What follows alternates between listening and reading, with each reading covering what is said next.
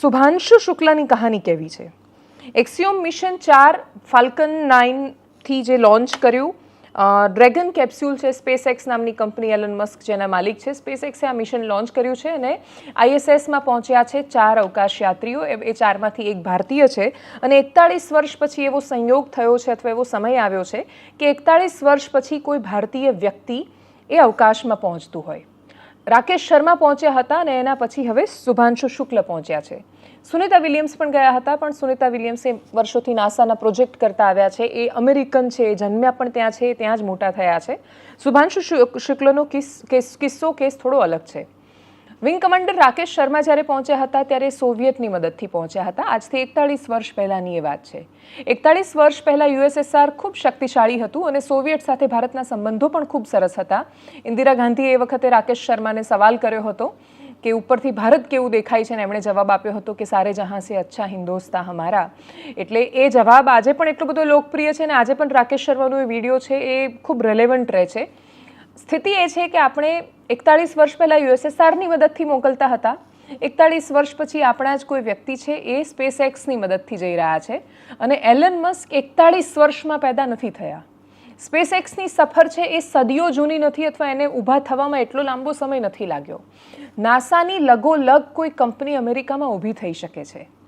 અમેરિકામાં વર્ષોથી એટલે પાછલા 100 વર્ષથી કોઈ 1, 2 કે 3 જ કંપની છે એ નથી એનું શાસન ચલાવી રહી કે પછી રાજ કરી રહી. અમેરિકામાં માઇક્રોસોફ્ટ પણ પેદા થાય છે, સમાંતરે એપલ પણ પેદા થાય છે, ગૂગલ પણ પેદા થાય છે, મેટા પણ પેદા થાય છે, ત્યાં વોરન બફેટ પણ છે અને ત્યાં એલન મસ્કની પણ કહાનીઓ છે. આટલી બધી કહાનીઓ એ માત્ર અમેરિકા પૂરતી કે એમના પૂરતી સીમિત કે એમના કેન્દ્રિત નથી. એ કહાનીઓ આખી દુનિયાને અસર કરે છે. એટલે એલન મસ્ક સ્ટારલિંકથી ઇન્ટરનેટ આપે છે, એ દુનિયાના યુદ્ધોને અસર કરે છે. એલન મસ્ક કોઈ વ્યક્તિને સ્પેસમાં લઈને જાય છે અથવા નાસાના કોઈ પ્રોજેક્ટમાં અથવા બીજી કોઈ પ્રાઇવેટ કંપનીના પ્રોજેક્ટમાં સમસ્યાઓ આવે છે ત્યારે ઇન્ટરનેશનલ સ્પેસ સ્ટેશનમાંથી કોઈને પાછા લાવવાની સ્થિતિ આવે ત્યારે પણ આ વાત થાય છે. ભારત એવું કહી રહ્યું છે ને ભારત એવો પ્રયત્ન કરી રહ્યું છે કે આપણી પાસે પોતાનું સ્પેસ સ્ટેશન હશે. આ વાત જે તે સમયે કહેવાઈ ચૂકી છે, પણ એના પછી આપણે ત્યાં રિસર્ચ એન્ડ ડેવલપમેન્ટમાં બજેટ આપણે નથી વધારી શક્યા.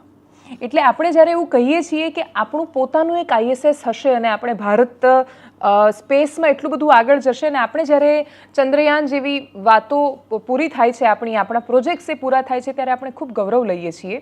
પણ હકીકત એ છે કે આપણે જ્યારે દુનિયાને સરખામણીથી જોઈએ છીએ તો આપણને સમજાય છે કે દુનિયા સ્પેસએક્સ પેદા કરી શકી છે. ભારતમાં ઇકોસિસ્ટમ પેદા નથી થઈ શકી કેમ કે ભારત માટે, કદાચ ભારતના યુવાનો માટે એમનું વિઝન ત્યાં સુધી નથી પહોંચ્યું.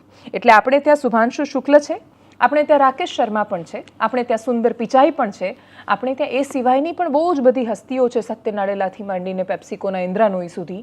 પણ એ બધા જ લોકો પોતાનું સામ્રાજ્ય વિસ્તારી શકે છે અને અદ્ભુત સપના પૂરા કરે છે, પણ એ કરવા માટે એમને યુનાઇટેડ સ્ટેટ્સ ઓફ અમેરિકા શું કામ જવું પડે છે એનો જવાબ આપણી પાસે નથી. જે ખૂબ ઇમોશનલ તસવીરો સામે આવી હતી શુભાંશુ શુક્લની. એ સિવાય જૂનો વિડીયો પણ તમને બતાવવો છે. કટોકટીના દિવસે ઇન્દિરા ગાંધીની ખૂબ બધી આમ તો નકારાત્મક તસવીરો અને વાતો પણ છે કે જે આપણા દેશના રાજનૈતિક ઇતિહાસનો બહુ જ કાળું ચેપ્ટર રહી ગઈ છે. પણ ઇન્દિરા ગાંધીનો રાકેશ શર્મા સાથેનો વિડીયો પણ તમે જુઓ અને શુભાંશુ શુક્લની આજુબાજુની જે ક્ષણો સામે આવી એના પર પણ કરીએ નજર. नमस्कार मेरे प्यारे देशवासियों, व्हाट अ राइड। 40 साल बाद हम वापस अंतरिक्ष में पहुंच गए हैं और कमाल की राइड थी। इस समय हम 7.5 किलोमीटर प्रति सेकंड की रफ्तार से पृथ्वी की चारों तरफ घूम रहे हैं और मेरे कंधे पे मेरे साथ मेरा तिरंगा है जो मुझे बता रहा है कि नहीं हूँ, मैं आप सबके साथ हूँ। ये मेरी इंटरनेशनल स्पेस स्टेशन की जर्नी की शुरुआत नहीं है, ये भारत के ह्यूमन स्पेस प्रोग्राम की शुरुआत है और मैं चाहता हूँ कि आप सभी देशवासी इस यात्रा का हिस्सा बने। आपका भी सीना चौड़ा होना चाहिए, आप भी उतना ही एक्साइटमेंट दिखाइए। आइए हम सब मिलकर भारत की ह्यूमन स्पेस प्रोग्राम की जर्नी की शुरुआत करें। धन्यवाद। जय हिंद, जय भारत।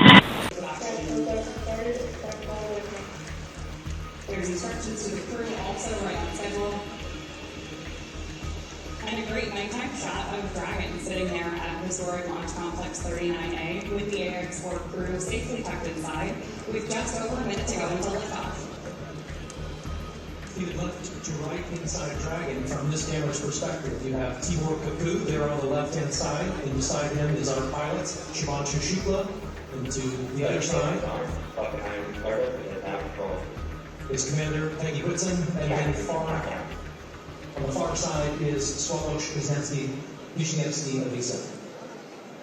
એનાલિસિસમાં અત્યારે બસ આટલું. જો આપ અમને યુટ્યુબ પર જોઈ રહ્યા છો તો સબસ્ક્રાઇબ કરો, ફેસબુક પર જોઈ રહ્યા છો તો ફોલો કરો, વિડીયોને શેર કરો અને દેશને મહાન બનાવવા માટે અથવા દેશમાં કોઈ પણ પ્રોજેક્ટને સફળ કરવા માટે નાગરિકોના સહયોગની બહુ જરૂર પડતી હોય છે. કેન્દ્ર સરકાર પ્રયત્ન કરી રહી છે કે આપણે વરસાદને ઝીલવાનો પ્રયત્ન કરીએ. જળશક્તિ મિશન ચાલી રહ્યું છે, જળશક્તિ મંત્રાલય કહી રહ્યું છે કે કેચ ધી રેન, વરસાદને ઝીલવાનો પ્રયત્ન કરો. આપણા બધાથી જે પણ શક્ય હોય એ કરવાનો પ્રયત્ન કરીએ. નમસ્કાર.